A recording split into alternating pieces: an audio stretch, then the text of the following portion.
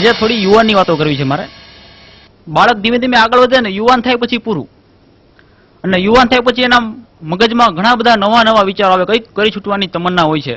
અને ધીમે ધીમે કોલેજમાં અભ્યાસ કરે છે.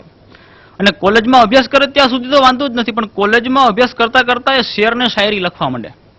અને શેર અને શાયરી એવી લખે છે કે એમાં પહેલી 3 લીટી તમને એટલી બધી સરસ લાગશે, પણ ચોથી લીટીમાં છે ને પેલી 3 લીટીનું ખૂન થઈ જશે. કેવી રીતે લખે? જો ઊંચી નજર કરશો તો તારાઓ ખરી પડશે. બહુ વખાણ થયા.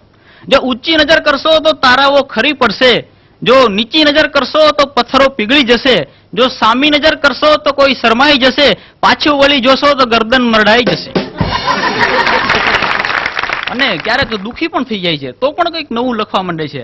પઢના ચાહતા હું તો પઢ નહીં શકતા, મેરી કિતાબ બેવફા હૈ. लिखना चाहता हूं तो लिख नहीं सकता, मेरी कलम बेवफा है. बनना चाहूं तो बना सकता हूं मैं ताजमहल, लेकिन क्या करूं मेरी मुमताज बेवफा है. આવું બેઠા બેઠા લખા કરે. ત્યારે ભણવાનું તો એક જ બાજુ રહી જાય છે. મોટા ભાગે કોલેજમાં ઘણી વખત હું જોઉં છું. અને હજી ઘણા એવું બહુ સરસ લખે છે. હસીનોं ने हसीन बनकर गुनाह किया, औरों को तो ठीक हमको भी तबाह किया.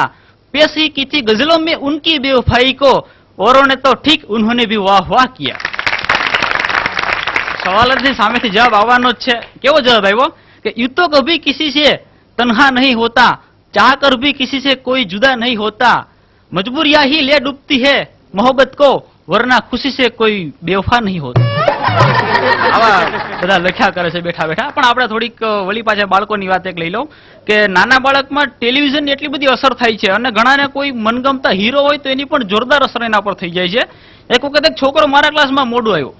હું જે સર્વિસ કરું તે ઉના તાલુકાનું છેવાડાનું ગામ છે, નવા બંદર છે, દરિયો બહુ મોટો છે ને એ બાજુનો વિસ્તાર છે આખો. એમાં એક બાળક મોડું આવ્યું, પણ એને પણ કેટલી બધી ટીવીની અસર. એટલે બાળક મોડું આવ્યું એટલે મેં તરત જ પૂછ્યું કે કેમ મોડું થયું? તો મને કે સંજોગ. મેં કીધું તારું નામ શું? મને કે આનંદ.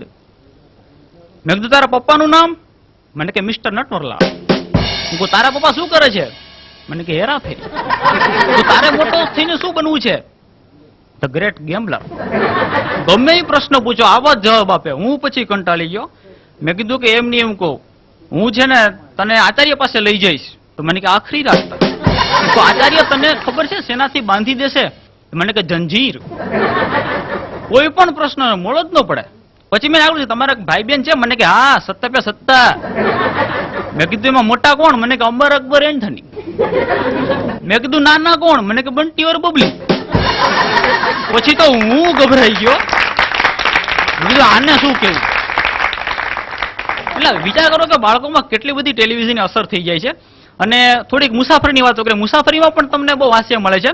આજે સવારે જ હું અમદાવાદની સિટી બસમાં હજી તો બેસવા જતો હતો, બેનની સીટ ખાલી હતી. એમાં એક બેન બેસેલા હતા, કોલેજના જ હશે, અને કદાચ એની બાજુમાં પર્સ પડેલું હતું. એટલે મેં બેનને એમ જ ધીમેકથી રજા લીધી.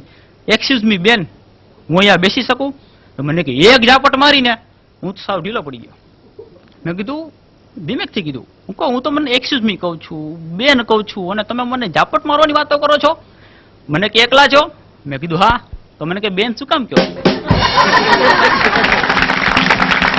क्या बात है मिस्टर पीयूष भाई, हमें पर